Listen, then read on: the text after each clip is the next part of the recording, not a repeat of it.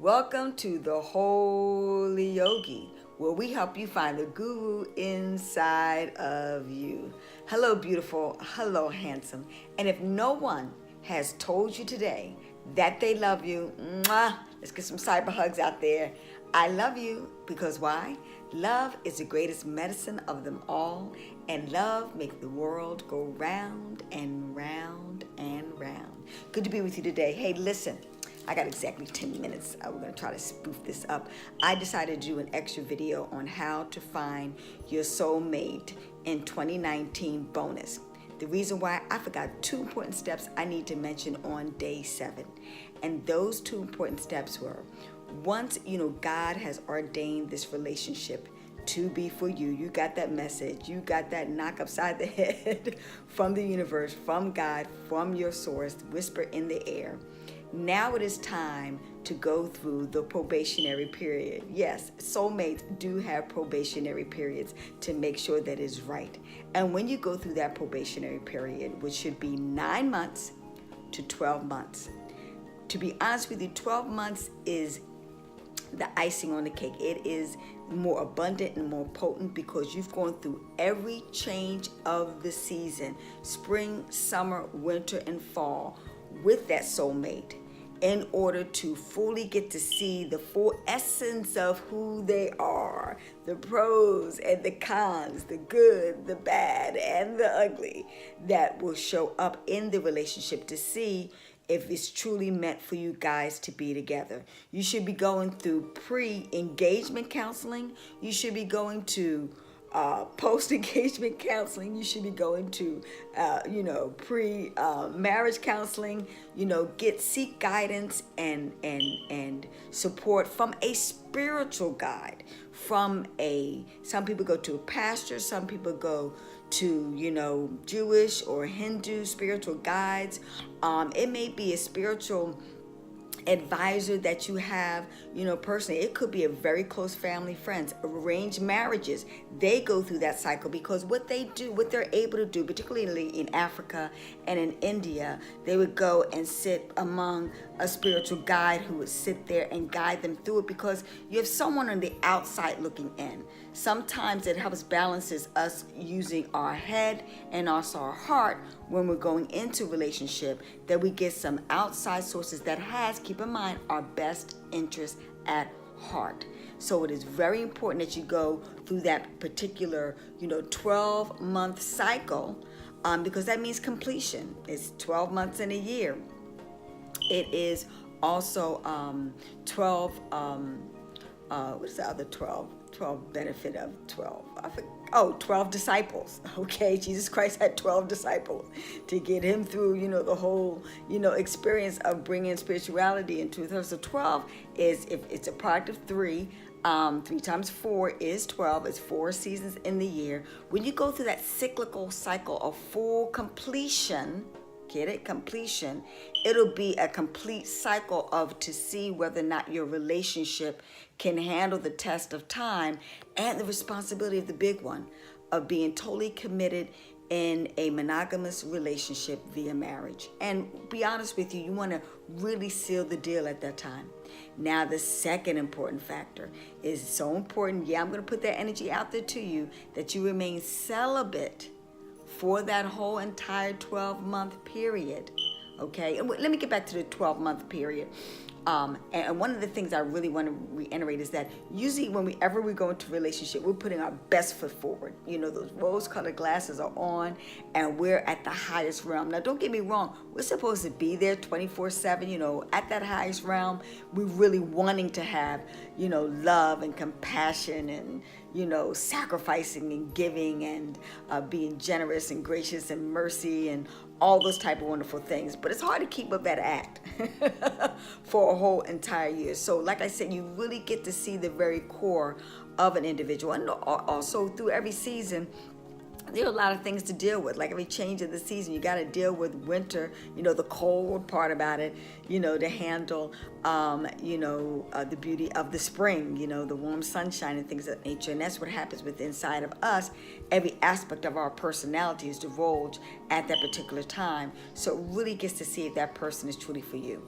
Now, let's get to the other part about celibacy. And celibacy is real simple, that you abstain from having sex with your partner in order to, once again, get to fully know them for everything but the love factor. And I think it's really important, because one of the key things that we've forgotten over the years, that it is, if you read all the spiritual books, if you talk to all the spiritual gods and things of that nature, to have a sexual relationship with someone is a very sacred, keyword is sacred experience.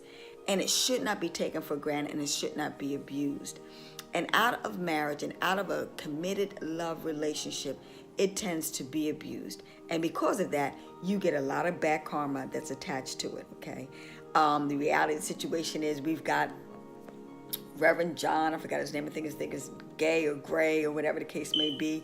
He's just now into a situation where he has a side chick who has having his baby, and he's going outside of his marriage. And this is a pastor, so it really tells you how challenging and how hard it is to remain committed in a relationship. And the key question is, did he do that before he got married? Is he really honest with himself or whatever? But a lot of drama. With that in mind, he's losing his career, he's losing his reputation, and more importantly, you lose your soul, when you get out of context of that. So there's a lot of negative karma that is developed when people participate in an act that, once again, is only reserved for those who are really truly in love. Because, to be honest with you, sexual relationship, it is an experience of spiritual enlightenment. When you come together with that union with someone and you're taking a part of their soul, people don't realize that energy frequency goes into your body and to become one. And so that energy, vibrational frequency, and personalities and all that karmic energy becomes a part of you too. So you got to think about that, and think about that is the opportunity for you to really truly birth and bring life, creation into the world, which is a major miraculous, major magical experience that, once again, we take for granted and we take advantage of. Okay? And as you can see, that's what happened in Reverend Gray's life and experience. That is not good karma for that beautiful, blessed child that's coming into this world, etc., because it's coming in with a negative karmic experience. And unfortunately, that life may have some major trials and tribulations throughout the whole entire life, because it wasn't something that was godly. It wasn't something that was positive. It wasn't something that was in the realm of great spirit.